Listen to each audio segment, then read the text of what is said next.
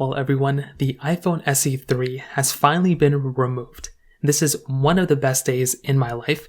I never really liked the iPhone SE 3. When the first day it came out to the second it was introduced, I've always been not a fan of it. This phone originally came out in 2022. And the difference was, right, in 2020, Apple made the iPhone SE second generation, which looked exactly like this, which was almost the exact same phone. But the reason why I didn't really mind that phone was because at that time, I truly did feel like that wasn't that bad of a phone back then. But shortly after, that's when we started getting some other phones, right? We started getting the iPhones of that year. We started getting the Samsung Galaxies of that year. In that 2-year period between the iPhone SE 2 and 3, there were lots of movements, lots of big things that happened, including the addition of promotion displays. That made that phone so outdated pretty much towards by the time 2022 happened. Then the SE3 came out. Apple made it the same exact phone, and they basically went through and increased the price tag of that phone too. That was a very big downside of that particular device. So in my opinion, when I was looking at the iPhone SE3,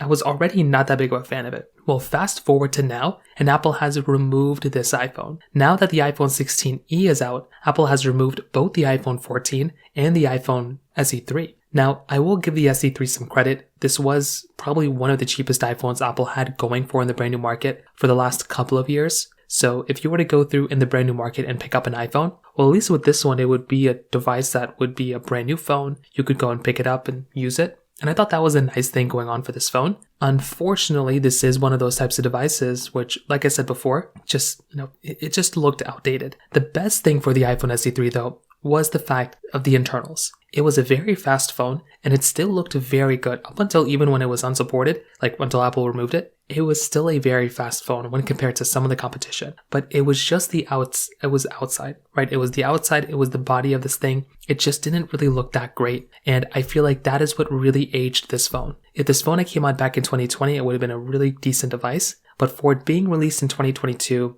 all the iPhones were having promotion displays, and then the iPhone 14 Pro came out with the dynamic island. It really aged this phone with the top and bottom bezel. So that's kind of where we see this particular device right now. So in my personal opinion, rest in peace the iPhone SE3. It was a okay ride, and I'm glad you're kind of removed, to be honest. If you have any other thoughts or questions, please let me know in the comment section below. Hit the like button, that'll mean so much, but definitely hit that subscribe button. More importantly than everything else, I love every single one of you guys. Hopefully I'll catch you guys in the next video. Peace out till then.